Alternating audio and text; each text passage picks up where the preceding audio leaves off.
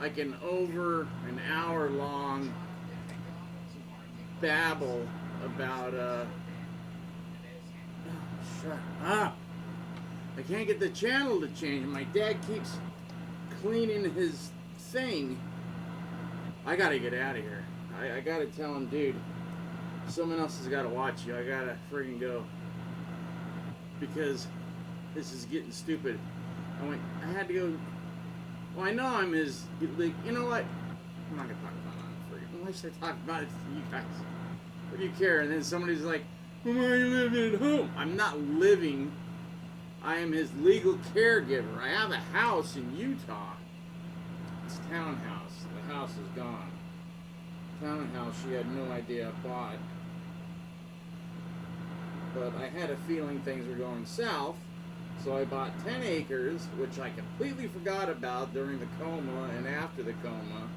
But the house, of course, someone got hold of me and like, well, is there something wrong because you haven't made a payment? I go, yeah, I was in an accident. Didn't anybody tell you any of this? Oh, no. If you could just send us, paperwork saying that you were in a coma. I'm like, oh, my God.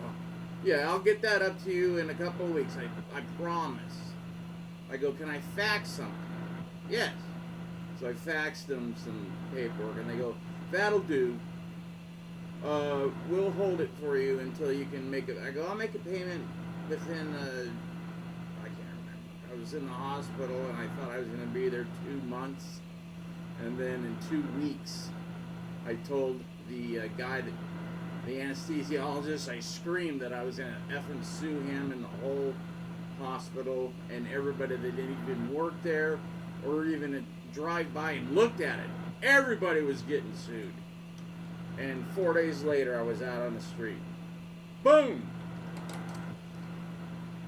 So never say that. You mean, they had me off of morphine for like, not off, but I was coming down. I was like completely on it, and I was out. I'd be out for 12 hours. They'd check me when I woke up. While I was awake, they'd, do some stuff. Maybe give me a present up the B-side. One up the B-side, as Ozzy said. I'm so tired of reading about Ozzy. I really am. It's like I almost wish he didn't go because I'm tired of hearing about it. Come on! He never got this much publicity. Oh, jeez. Okay, so, anyways. But he's, Ozzy's Ozzy, and he's now dead, and get over it. And I was just talking with my friend about Lemmy. Motorhead was big-ish. We went on tour with him to Japan for 2 weeks. If you can call 2 weeks a tour, but it was 2 weeks with Motorhead is more like if you can survive it, you should be a Marine. But Lemmy is cool. He's very cool, and it was always fun to go down and talk to him. And if you got the privilege of going to his house and pick him back, because then out came the stuff to keep him awake and but he was a cool guy. I just walked into the Rainbow one night and he goes, and I'm like, yeah, and he was sitting at the bar, the back. Wasn't trying to get anybody to notice him, nothing. He didn't have to. And this was like 86. Late 86. And I walked back there and I was fully, glammed out. But I was making the transition into trick-or-treat, so I was going to start wearing death gray and, going non-glam. Death. More like Shout at the Devil, but a little darker. A lot darker. But, anyways, he just wanted to know why girls like guys that look like girls. What is it? Are they lesbians? I go, well, yeah, some of them are, but some of them, most of them just like the look. I go, I just thought it was cool because, I grew up liking Kiss and Alice Cooper, and then, I like Sabbath because they were heavy, so it's just stuff. And then Motley Crue came out. Well, I met Nicky when he was in London, and he was passing out flyers at the liquor store he used to work at, because everybody knew you could go to this liquor store and go up to the guy that looked like a rocker and hand them, $20 and he'd get you whatever you wanted out the back door.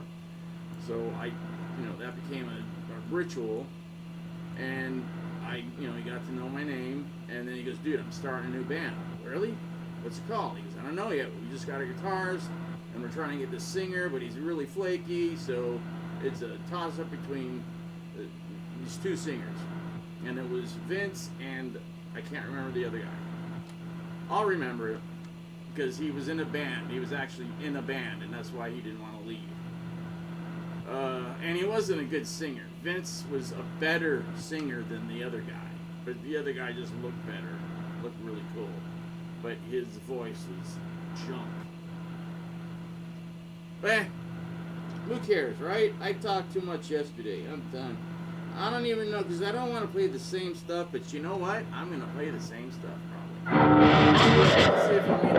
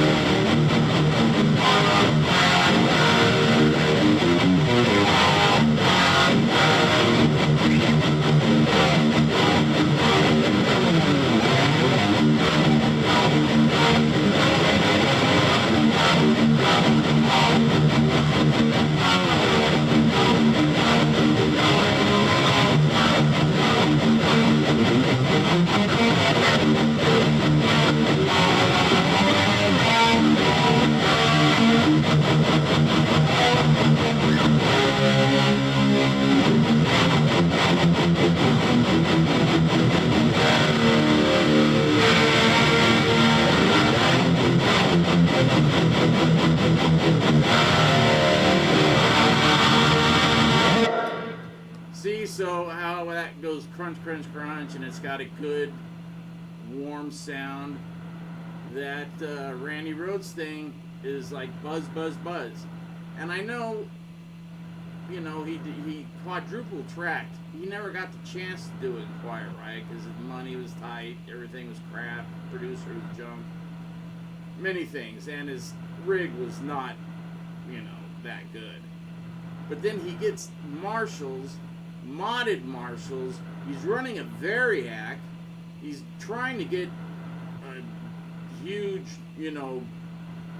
killer sound, and he still puts the Distortion Plus in the front of the chain because that's, to him, that's his tone. That's giving him his tone. And it did, but it was it wasn't really that bad. Live, it cut through, and it sounded good. Ish. It didn't sound like Van Halen, but Van Halen didn't sound like Van Halen after the second tour. He started to clean up his tone a little. I remember.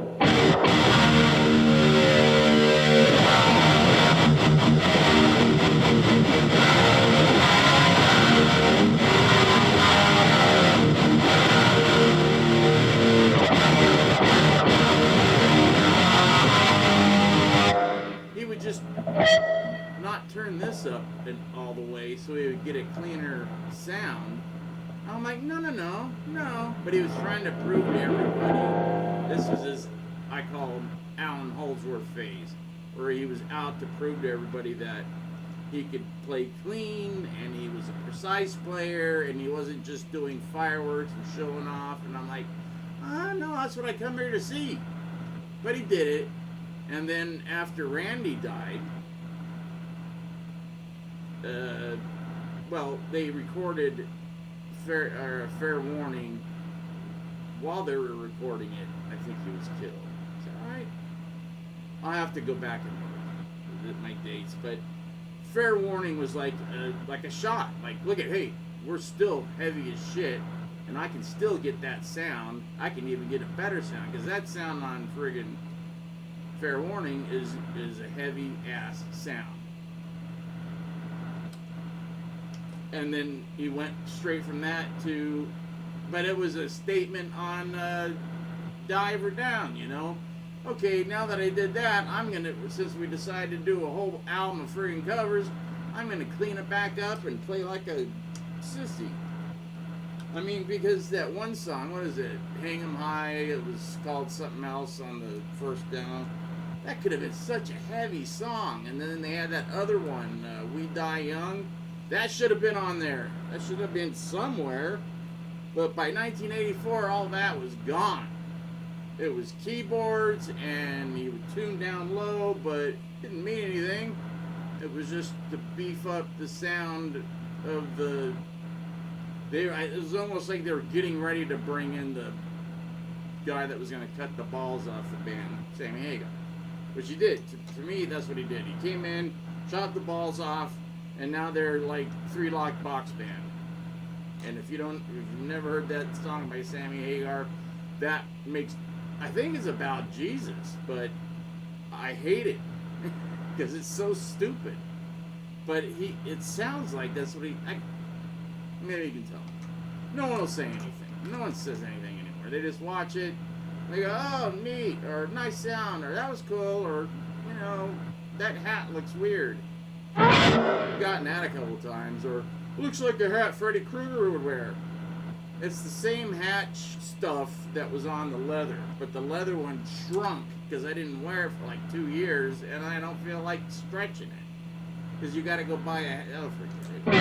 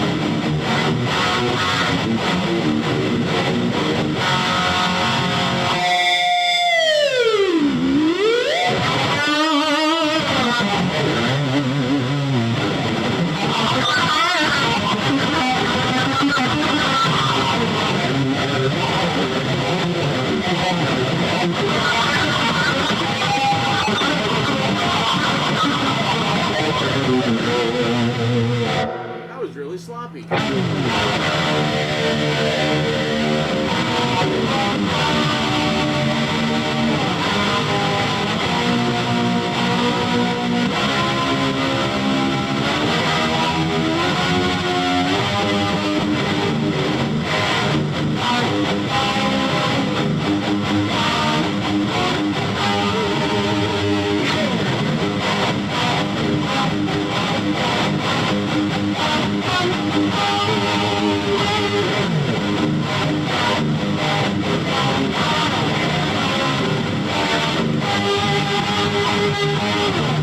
That's a lick I wrote in the 80s and I never finished the song. And it just popped into my head like freaking almost 40 years later.